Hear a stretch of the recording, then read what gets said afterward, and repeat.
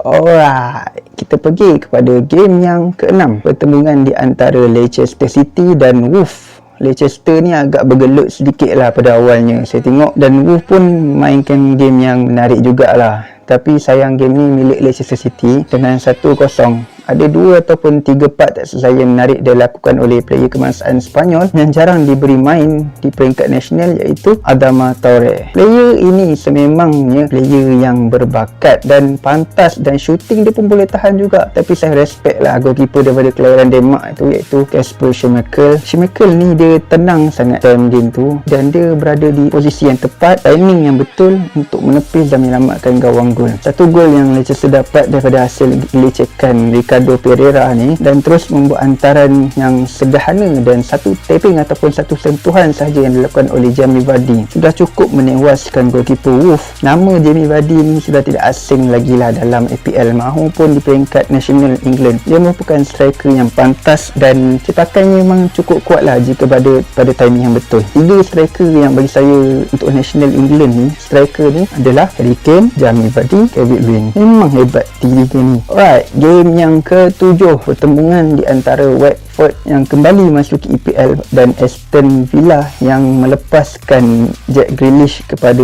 Manchester City dengan jumlah yang sangat besar, dan saya tak tahu adakah ia satu pembelian yang berbaloi untuk Manchester City. Dengan umur Jack Grealish pun agak dah melepasi zaman peak dia lah, kira macam tu lah, dan memasukkan Lord Ashley Young kembali. Dan game ini saya tak menjangka mana-mana tim yang akan menang. Paling kuat pun saya expect seri sama ataupun 2 sama. Namun jangkaan saya tak mengena, dan Watford membuktikan kepada tim-tim lain supaya sentiasa berjaga-jaga dan berhati-hati apabila menentangnya. Game ini dimenangi oleh Watford dengan 3-2. Untuk Watford saya tak ada apa nak cakap lah, kerana game ni kita boleh tengok yang Aston Villa nampak memang cukup terkesan apabila kehilangan Jack Grealish, dan tempatnya pula dimain oleh Ashley Young yang bagi saya dari segi kualiti tu, kalau dibandingkan ianya bukan satu penambahan, tapi ia adalah kekurangan untuk squad depth attacking Aston Villa. Dan bermakna kemasukan Young dalam tim Aston Villa tu bukan satu penambahan attacking yang terbaik dalam pasukan. Cuma beza antara Ashley Young dengan Jack Grealish ni, saya boleh katakan yang pengalaman dalam EPL lah memang milik Ashley Young. Dia dah banyak tim main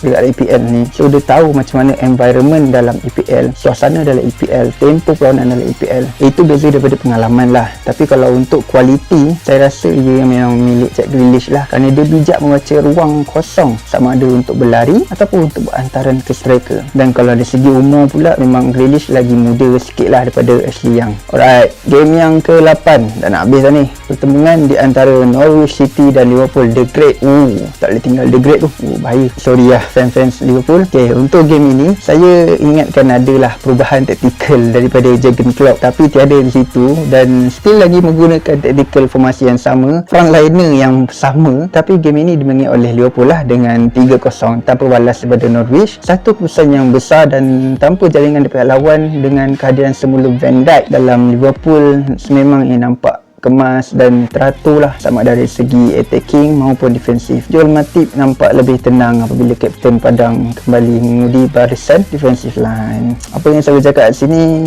harap-harap Van Dijk janganlah injet lagi. Kalau injet pun harap janganlah terlalu lama kan. Kalau lama, rasanya masak Liverpool. Habis kena kecam lah Liverpool nanti. Alright, kita pergi kepada game yang ke-9, iaitu pertembungan di antara 2 United yang lagi, iaitu Newcastle United dan West Ham United. Game ini saya menjangkakan West Ham United akan menang dengan mudah, maybe tanpa bolos, tapi jangkaan saya salah, walaupun game ini dimenangi oleh West Ham United dengan jaringan 4-2. Newcastle patut yang nyaris-nyaris tersingkir lah pada musim lalu dan memberikan satu saingan yang sengit sehingga ke hujung perlawanan. Sam Maximin dan Callum Wilson mempamerkan satu gameplay yang baik dan effort yang tinggi kepada West Ham. Satu nama yang saya nampak begitu menonjol dalam tim West Ham, iaitu dan begitu terselah lah kehebatan dia dalam attacking, iaitu Said bin Rahma. Banyak serangan dan gerakan yang sempurna dilakukan olehnya. Begitu juga dengan Thomas Soucek, Declan Rice yang banyak melakukan defending part, intercept ball. Cuma Soucek dan Rice ni tak berapa nak menonjol sangat lah untuk game ni berbanding dengan Sergen Rama. Nampaknya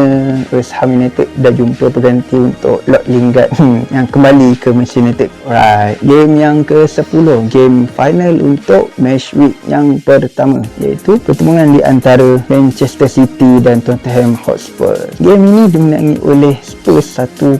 Sebenarnya saya tak jangka pun game ni Spurs akan menang. Awal-awal lagi saya cakap game ni confirmnya akan MC menang, paling kurang pun 2-0, sama ada 2-0 ataupun 1-0 ataupun 3-0 kan. Tapi game ni memang menarik lah, saya cakap daripada awal game sampailah hujung perlawanan, fighting each other daripada awal sampai akhir. Walaupun tanpa Harry Kane, Spurs nampak lebih pantas menyerang. Saya tak tahulah Harry Kane ada injet ke apa, tapi dengan cerita dia akan ke sana, dengan cerita dia akan ke Etihad, so tak tahulah. Dan Heung-min Son dan Lucas Moura antara tonggak penting lah untuk bagi attacking Spurs ni, dan banyak counter-counter yang laju, yang pantas, kawalan bola yang kemas. Game ni saya tabik gila dengan Son dengan Lucas Moura. Lucas Moura banyak gerakan-gerakan dia yang berbahaya dan membuatkan defender-defender MC ni pening kepala. Nak mark mana satu, nak mark kiri ada budak Steven tu, nak mark kanan ada Son, nak mark tengah ada Dele Alli, so tak tahu nak pergi mana. Dan tactical coach baru daripada Portugal ni, iaitu Nuno ni, ataupun gelarannya adalah Wak Doyok Portugal, tapi versi berubannya dia ada perubahan sikit lah daripada segi gameplay. Cuma formasi dia agak sama seperti musim-musim lepas, cuma gameplay yang pamerkan oleh coach Nuno ni nampak memang menjadi dan nampak lain sikit lah. Kemasukan Kevin De Bruyne pada second half barulah nampak berapa serangan yang bahaya terhasil. Banyak gerakan-gerakan yang juga dilakukan oleh KDB, Sterling dan Grealish yang cuba masuk ke dalam D-box area, tapi defender Spurs dah mark awal Grealish ni dan mengakibatkan diorang macam mati akal lah untuk nak bergerak dari belah-belah sayap. So diorang terpaksa buat MC, terpaksa buat serangan daripada belah tengah. Bila Kevin De Bruyne masuk, baru nampak serangan tu lebih menjadi. Itu yang saya nampak lah. Okey, sikit saya nak huraikan sikit pasal gol yang dijaringkan oleh Heung-min Son untuk game Manchester City. Gol itu saya nampak dia memang seorang yang bijak dan pandai kawal bola, dan gol tu memang lagi clear bila Nathan Ake dah ada kat depan dia ni, tapi tak cuba untuk intercept bola tu dari awal. Dan belakang Nathan Ake tu kita boleh tengok ada Benjamin Mendy, dia pun tak berusaha untuk tutup ruang sikit dan mengakibatkan Ruben Dias dan Ederson tertewas. So saya nampak dekat sini satulah keadaan John Stone yang tak ada dalam first 11 dan ada pada sub, nampak sikit lah kucak-kacirkan bahagian centre back tu dan memaksa untuk Ruben Dias untuk pergi ke depan dan backup belakang.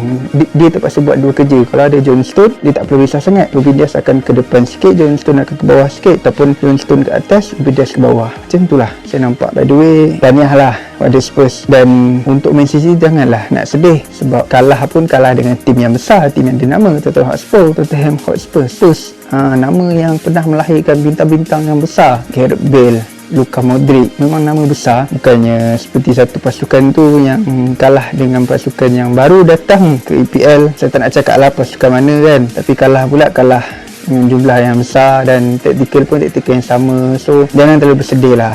Awal lagi, mungkin game yang kedua ni, game ketiga ni MC akan kekal cemerlang. Sebab saya tak jangka game MC lawan Spurs ni MC akan kalah, sebab MC adalah juara pada tahun lalu, so dia adalah champion. So saya jangkakan yang akan berterusan, komitmen konsisten diorang tu akan berterusan. Sebab taktikal Pep Guardiola ni yang selalu menggunakan taktikal false 9, dan sampai sekarang pun tak ada lagi striker yang pure dan number 9 yang sejati. So jangan bersedih lah. Alright, akhirnya saya nak cakap yang first week ni memang menarik untuk mana-mana team, mana-mana game. Nampak memang fighting each other, counter attack. Dah ketinggalan 1-0 pada first half pun, second half nampak memang jadi gila. So saya nampak dekat sini banyak high tempo lah game dia. So saya nak ucapkan tahniah sekali lagi kepada pasukan saya, iaitu Manchester United, dan selamat datang juga kepada Jadon Sancho dan Rafael Varane. Hopefully ada trofi untuk musim ini. Tak nak expect trofi apa-apa, tapi dapat satu trofi dah cukup dah. So kita nantikan pada match week yang kedua, insyaAllah akan datang. Saya akan cuba buat video week by week ni, konsisten setiap minggu insyaAllah. Kalau tak ada apa halangan, insyaAllah Allah. So last sekali saya nak ucapkan selamat al-hijrah pada semua. Semoga tahun yang baru ini membuatkan kita lebih tenang, lebih mudah beramal. So dan banyakkanlah berdoa supaya COVID-19 ni hilang daripada bumi ini. So last saya nak cakap, jangan lupa like, subscribe, komen dan share pada yang lain. Okay, kita jumpa pada minggu depan. Saya Bro Syafiq. Assalamualaikum.